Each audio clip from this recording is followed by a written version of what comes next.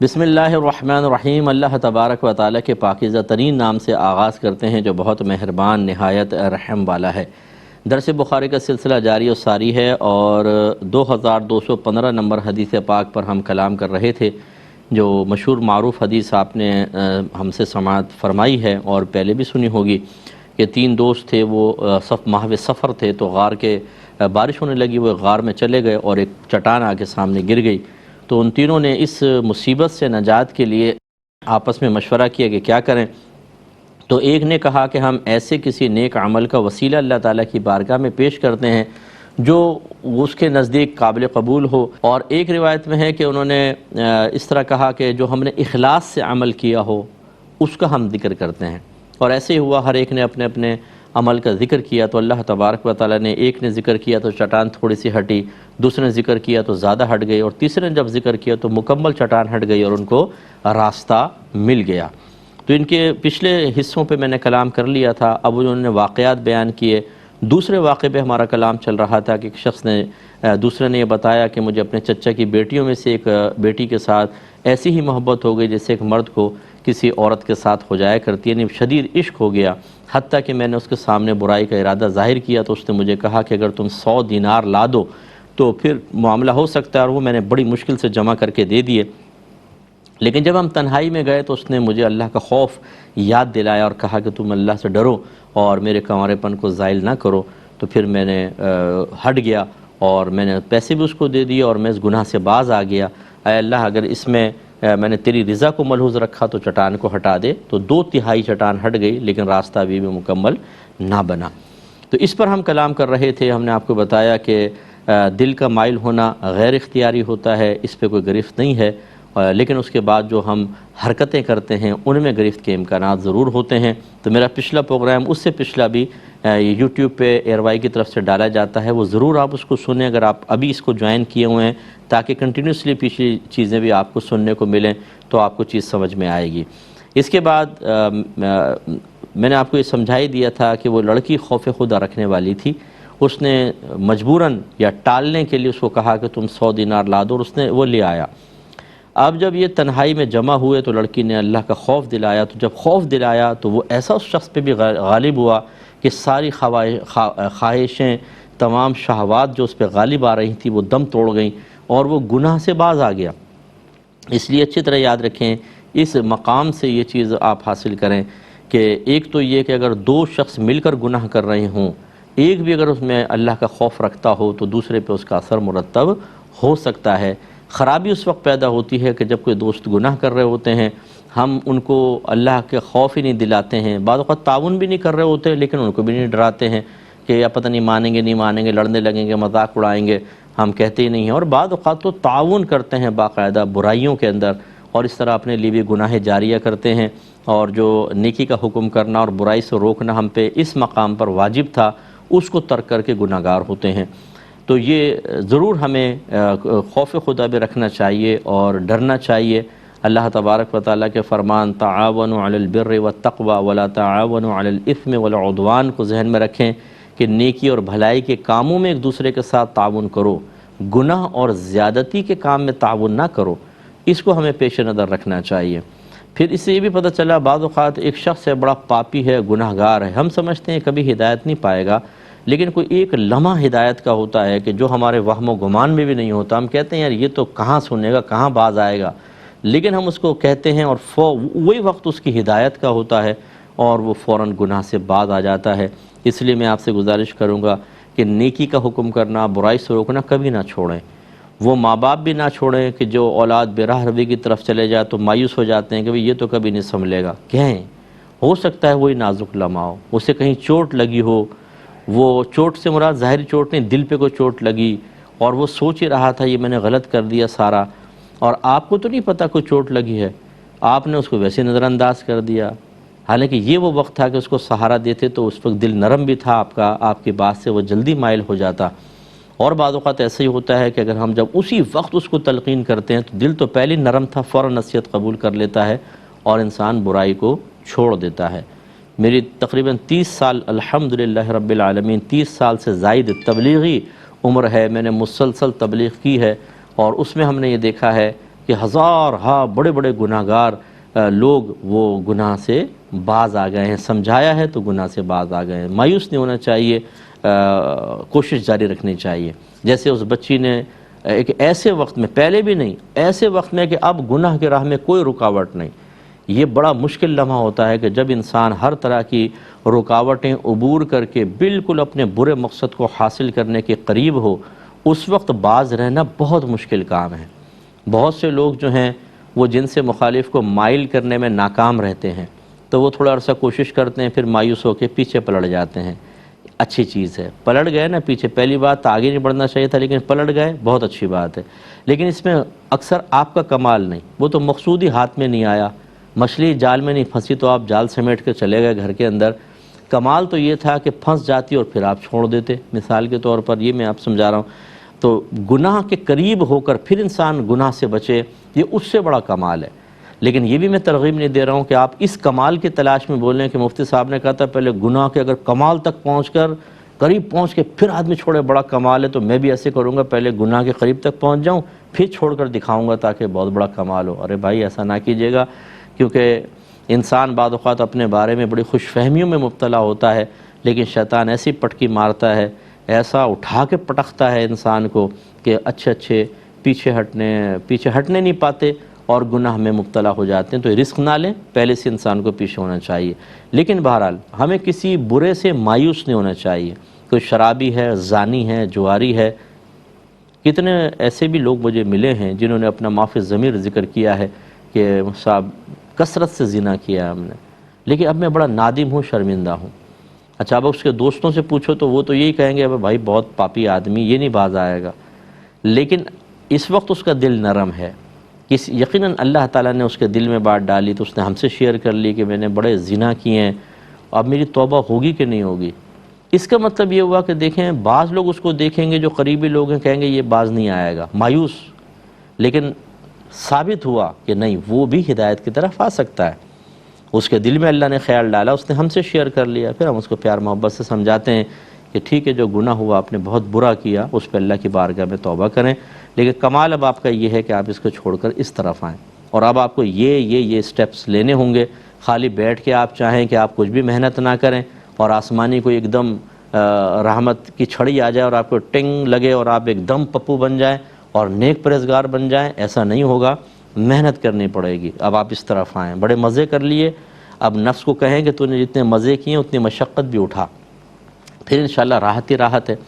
تو سمجھانے یہ مقصود ہے کہ ہم نے دیکھا کہ بہت سارے لوگ جو بڑے گناہ گار ہوتے ہیں اور قریبی لوگ سمجھتے ہیں کہ یہ گناہ سے نہیں بچ پائے گا، لیکن جب ہم جیسے لوگوں سے، مجھ سے نہیں، بہت سارے نیک لوگوں سے وہ شیئر کرتے ہیں، علماء سے، مفتیان کرام سے، مشائخ سے، تو ثابت ہوتا ہے کہ نہیں، ایسے لوگوں کے دل میں بھی نرم گوشہ ہے۔ جیسے شوبز کے لوگ ہوتے ہیں، بعض اوقات لوگ سمجھتے ہیں کہ بھئی یہ لوگ تو یہ کرتے ہیں اور وہ کرتے ہیں، ان میں کیا دینداری ہوگی۔ ایسا نہیں ہوتا ہے۔ بعض اوقات ایک کوئی شخص کسی فیلڈ کے اندر ہوتا ہے لیکن اس کے دل میں بھی خوف خدا ہوتا ہے، وہ بھی اپنے بعض چیزوں پہ نادم اور شرمندہ ہوتا ہے، لیکن کیا ہوتا ہے، اس کو کوئی سمجھانے والا نہیں ہوتا، اسے سہارا دینے والا نہیں ہوتا۔ حوصلہ افزائی کرنے والے 50 ملتے ہیں اور ان معاملات میں حوصلہ شکنی کرنے والا ایک بھی وہ نہیں پاتا ہے۔ وہ ایسے گیدرنگ، ایسے سرکل میں رہتا ہے کہ جہاں پہ گناہ بالکل معمولی سمجھ کر، بلکہ گناہ کر کے ان پہ فخر کیا جاتا ہے اور فخریہ بیان کیا جاتا ہے۔ وہ یہ سمجھتا ہے اگر میں اس مقام پہ اپنے آپ کو پیچھے کروں گا یا کسی سے کہوں گا یار میں نہیں کرنا چاہتا اور یہ میں شرمندہ ہوں، تو الٹا میرا مذاق اڑے گا۔ اچھا دیکھنے والے عام لوگ جو ہیں وہ ان پہ تنقیدات ہی کر رہے ہوتے ہیں، تو اب یہ سوچنا ہے کہ بھئی یہ تو اس فلاں فیلڈ سے تعلق رکھتا ہے، یہ کہاں باز آئے گا، اس کو تو بڑی عزتیں ملی ہوئی ہیں، بہت ہی انہی چیزوں کی وجہ سے تو یہ فلاں معاملات کر رہا ہے۔ تو ایسا نہیں ہوتا ہے، ہر فیلڈ کے اندر جو لوگ ہوتے ہیں ان میں نرم گوشہ ہوتا ہے۔ اسی طرح پولیس کا شعبہ جیسے ہے، پولیس ہماری پاکستان میں بدنام ہے، ایک شعبہ، مطلب بدنام کیا گیا ہے۔ کیا اس میں ہر شخص برا ہوتا ہے؟ ایسا نہیں ہوتا، بہت اچھے لوگ بھی ہیں۔ کتنے ایسے پولیس والے ہیں کہ جو مجھ سے رابطے میں رہتے ہیں اور وہ کوئی معاملہ کرتے ہوئے اس پہ شرعی مسئلہ پوچھ لیتے ہیں کہ بھئی میں یہ کرنا چاہتا ہوں، اس میں شریعت کیا کہتی ہے۔ آپ کو حیرت ہوگی لیکن ہیں، ہر فیلڈ میں ہیں۔ اب یہ سوچنا کہ جی اس شعبے میں یہ شخص ہے، کیسے اس کے دل نرم ہوگا، ایسا نہیں ہوتا ہے۔ تو خلاصہ کلام یہ ہے کہ ہمیں نیکی کا حکم کرنا، برائی سے روکنا، یہ جاری رکھنا چاہیے۔ یہ نہ دیکھیے کہ سامنے والا کیسا ہے۔ اللہ تبارک و تعالی کی قدرت کاملہ پہ بھروسہ رکھیں، اللہ تعالیٰ چاہے تو دلوں کا حال پھیر دیتا ہے۔ دیکھیں نا، حضرت موسیٰ علیہ السلام کو اللہ تبارک و تعالی نے فرعون کے پاس بھیجا، جو خدائی کا دعویٰ کرتا تھا، حکومت زبردست تھی، سب کچھ، اور کئی ہزار سال اس کی عمر تھی، اور اس نے پوری بنی اسرائیل کو غلام بنایا ہوا تھا۔ تو اگر ظاہری اعتبار سے دیکھا جائے تو اس کے پاس بھیجنے کا کیا فائدہ، وہ تو ماننا ہی نہیں تھا، ایسا پاپی گنہگار کہاں مانے گا۔ لیکن اللہ تبارک و تعالی نے قرآن عظیم میں جا بجا بیان فرمایا کہ موسیٰ علیہ السلام، پھر ہارون علیہ السلام آپ کے ساتھ گئے اور باقاعدہ اس کو سمجھانے کی کوشش کی۔ نہیں مانا وہ ٹھیک ہے، لیکن مایوس ہو کہ یہ تو نہیں کہ یہ کہاں مانے گا، چھوڑ دیا ہو، ایسا نہیں ہے، تو ہمیں سمجھانا چاہیے۔ اور اللہ تبارک و تعالی نے جو معاملات بہت سے رکھے ہیں، ان میں جوازی صورتیں رکھی ہیں، جائز صورتیں رکھی ہیں، ان میں حرام صورت اختیار کرنے سے منع کیا ہے۔ یہی عورت کا معاملہ بھی ہے، اللہ تبارک و تعالی نے اس کے لیے نکاح رکھا ہے، یا شرعی کنیز باندھی، وہ دور ختم ہو گیا تو نکاح۔ اگر کسی کی طرف قلبی میلان ہے تو تعلق جسمانی قائم کرنے کے لیے نکاح ضروری ہے، تاکہ وہ معاملہ جائز ہو، پھر جسمانی تعلق قائم ہوگا، اس پر ثواب ملے گا۔ صحابہ کرام علیہم رضوان نے نبی کریم صلی اللہ علیہ وسلم سے پوچھا کہ ہم جو اپنی ازواج کے پاس جاتے ہیں، کیا اس پر بھی ہمارے لیے ثواب ہے؟ نبی کریم صلی اللہ علیہ وسلم نے ارشاد فرمایا کہ ہاں، اس پہ اجر ہے۔ عرض کیا رسول اللہ، یہ تو ہم اپنی ایک نفسانی خواہش کو پورا کرتے ہیں۔ سرکار نے ارشاد فرمایا کہ یہ بتاؤ، اگر یہی نفسانی خواہش تم حرام طریقے سے پورا کرتے تو کیا اس پر اللہ گناہ نہ دیتا؟ عرض کی بالکل دیتا۔ فرمایا پس جب جائز طریقے سے کرو گے تو اللہ اس پر ثواب مرتب فرمائے گا۔ اس کا مطلب یہ ہوا کہ ایک نفسانی خواہش ہی پوری کرنی ہے نا، اس کے لیے جائز طریقہ کیوں نہ اختیار کیا جائے، جس میں دل بھی مطمئن ہو، بعد میں ندامت، شرمندگی، ذلت، رسوائی کا احساس بھی نہ ہو، ساری زندگی کا پچھتاوا بھی نہ ہو، آئینے میں دیکھ کر اپنے آپ کو شرمندہ بھی نہ ہونا پڑے۔ بچے جب جوان ہو جائیں اور ہم بوڑھے ہو جائیں تو اس وقت ان گناہوں کو یاد کر کے مزید شرمندگی نہ ہو۔ بہترین طریقہ ہے نکاح، تو نکاح کر لینا چاہیے، یہی سب سے اچھا ہے۔ اب وہ تیسرا شخص تھا، اس نے اللہ تعالیٰ کی بارگاہ میں عرض کی، اللہ تعالیٰ بے شک تجھے علم ہے کہ میں نے 3 سا یعنی 12 کلو گرام غلے کے عوض ایک مزدور سے کام کروایا، یعنی کوئی کام کروایا، کہا کہ تجھے میں 12 کلو غلہ دوں گا۔ اس نے اس اجرت کو لینے سے انکار کیا۔ انکار کرنے سے مراد یہ نہیں کہ میں نہیں لیتا ہوں، اس نے کہا کہ ابھی میں نہیں لے رہا ہوں، وہ چلا گیا، یہ اس کا 12 کلو اس کے پاس رہا۔ پھر میں نے اس جوار کو یا غلے کو زمین میں بو دیا اور کاشتکاری کی، یعنی اس کا جو غلہ تھا اس کو بطور بیج لگا دیا، کاشتکاری کی، حتیٰ کہ میں نے اس سے گائیں اور چرواہا خریدا، یعنی اتنی اللہ نے اس میں برکت دی کہ میں نے بہت سی گائیں بھی خرید لی اور اس کا رکھوالا بھی، غلام بھی لے لیا، اور بہت سارا مال جمع ہو گیا۔ پھر وہ مزدور آیا اور اس نے کہا کہ اللہ کے بندے مجھے میرا حق دے، تو میں نے کہا کہ ان گایوں اور ان کے چرواہے کی طرف چلو، یہ سب تمہارے ہیں۔ اتنی گائیں اور چرواہا، کہاں 12 کلو کا غلہ؟ اس نے کہا آپ میرے ساتھ مذاق کر رہے ہیں؟ میں نے کہا کہ میں تمہارے ساتھ مذاق نہیں کر رہا، بلکہ یہ سب تمہارا مال ہے۔ اور اس روایت میں نے پہلے بھی وضاحت کی، اس روایت میں نہیں ہے، دوسری روایت میں وہ سارا مال لے کے چلا گیا۔ اس نے بھی یہ نہیں کہا کہ چلو میں 1-2 گائے لے جاتا ہوں جی 12 کلو کے بدلے میں، تو یہ بھی کافی، باقی آپ بھی رکھ لیں، آپ نے بڑی محنت کی ہے، نہیں، سارا لے کے چلا گیا، اور اس نے بالکل منع نہیں کیا۔ تو اب اس میں سرکار فرماتے، اس نے عرض کی، اے اللہ، اگر تجھے علم ہے کہ میں نے یہ عمل محض تیری رضا کے لیے کیا تھا تو اس غار کا منہ ہمارے لیے کھول دے۔ چنانچہ غار کا منہ ان کے لیے کھول دیا گیا اور وہ باہر نکل گئے۔ تو یہ تیسری چیز بھی دیکھ لیجئے، ایک ہوتی ہے بیع فضولی۔ بیع فضولی کا مطلب یہ ہوتا ہے کہ جس کا مال ہے اس کی اجازت کے بغیر آپ اس کو بیچ دیں یا اس سے کوئی چیز خرید لیں، تو یہ اس کو کہتے ہیں بیع فضولی۔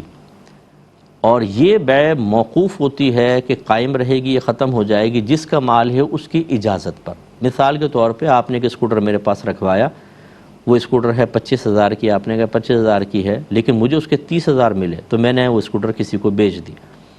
پھر آپ سے میری بات ہوئی تو میں نے آپ سے کہا میں نے آپ کی اسکوٹر 30,000 میں بیچ چکا ہوں، آپ یہ صحیح جائز رکھتے ہیں، یعنی اس کو جائز کرتے ہیں بیع کو؟ اگر آپ کہتے ہیں ہاں میں نے اجازت دی تو یہ بیع نافذ ہو جائے گی، پیسے لے کے میں اس کو دے سکتا ہوں، اور اگر آپ منع کر دیتے ہیں بیع ختم ہو جائے گی۔ اسے کہتے ہیں بیع فضولی، یعنی میں فضولی کہلاؤں گا مالک کی اجازت کے بغیر اس کے مال میں خرید و فروخت کے سلسلے میں تصرف کرنا۔ اس طرح نکاح فضولی بھی ہوتا ہے کہ کسی بھی لڑکے، جیسے اب آپ باہر کے ملک میں ہیں، آپ کے بھائی کی بچی ہے اور وہ کہتے تھے کوئی اچھا رشتہ ہو تو بتانا، وہاں پہ ایک بہترین فیملی آپ کو مل گئی، تو آپ نے کہا کہ اس کے لڑکے سے، ان لوگوں سے کہا کہ بھئی میں اپنی بھتیجی کا نکاح آپ کے ساتھ کر دیتا ہوں اگر آپ کہیں۔ انہوں نے کہا جی ٹھیک ہے، آپ پہ بڑا اعتماد ہے، نکاح کر دیا۔ اب ان کے ولی کو آپ نے بتایا کہ بھئی میں نے تمہاری بچی کا نکاح کر دیا ہے، تم اس نکاح کی اجازت دیتے ہو؟ اگر وہ کہتے ہیں کہ ٹھیک ہے ہم نے اس نکاح کو جائز کیا، نکاح ہو گیا، ایجاب و قبول ہو گئے، میاں بیوی ہو گئے۔ اور اگر وہ کہتے ہیں کہ نہیں ہم اجازت نہیں دیتے، تو یہ نکاح ختم ہو جائے گا۔ اسی طرح ڈائریکٹ عورت کا بھی نکاح کر سکتے ہیں کہ آپ نے کسی کوئی بیوہ تھی خاندان میں، ان کا نکاح باہر جا کے کر دیا، پھر ان کو اطلاع دی میں نے آپ کا نکاح کر دیا، آپ اس کو جائز رکھتی ہیں؟ اگر وہ کہتی ہیں یس، تو نکاح پختہ ہو گیا، لیکن اگر وہ منع کرتی ہیں تو نکاح ختم ہو جائے گا۔ اس کا مطلب ہے کسی کی غیر موجودگی میں اس کے مال میں اس طرح کا تصرف ہو سکتا ہے، لیکن وہ مکمل طور پر معاملہ نافذ نہیں ہوتا، مضبوط نہیں ہوتا جب تک کہ اصل شخص اجازت نہ دے دے۔ اب یہاں پر ایسے ہی ہوا، اس کا 12 کلو اس کی امانت رکھی ہوئی تھی، اس کو انویسٹ کر دیا اور اس سے بہت سارا کما لیا۔ بعد میں وہ آیا تو بتایا کہ بھئی یہ اس طرح میں کر چکا ہوں، تو اس نے کہا ٹھیک ہے، یعنی اجازت دے دی، گویا کہ اس کو جائز کر دیا اور سارا مال لے کر چلا گیا۔ تو یہ جو انہوں نے تمام تر معاملات کیا وہ اسی کی طرف سے ہوا۔ تو یہ جو اچھا یہ اب دیکھیں، یہ جو 12 کلو غلہ تھا یہ امانت تھی اس شخص کے پاس، اس کی امانت تھی۔ امانت کو بھی اگر آپ انویسٹ کرتے ہیں تو پھر اصول یہی ہونا چاہیے، یعنی کہ آپ نے جو اس کے پیسے سے کمایا وہ اس شخص کو آپ دیں، اسی کی طرف سے آپ نے گویا کہ کر دیا تھا، تو اس کا اصل کے ساتھ ساتھ پروفٹ بھی اس کو دینا چاہیے۔ اور بہرحال اجازت کے بغیر استعمال کرنا، میں اس کو مشورہ نہیں دوں گا آپ کو کہ کبھی آپ میری اس بات کو دلیل بنا کے کریں کہ ضروری تو نہیں کہ پروفٹ ہو، آپ کسی کی امانت کو انویسٹ کر دیں اور سب لاس ہو جائے تو پھر یہ بھی تو غلط ہے، پھر آپ اس کے ذمہ دار ہوں گے۔ تو لیکن بہرحال اس نے دیانتداری سے دیا تو اللہ نے اس کو اجر عطا فرمایا۔ اس پہ مزید کلام کریں گے نیکسٹ پروگرام میں۔ وآخر دعوانا ان الحمد للہ رب العالمین۔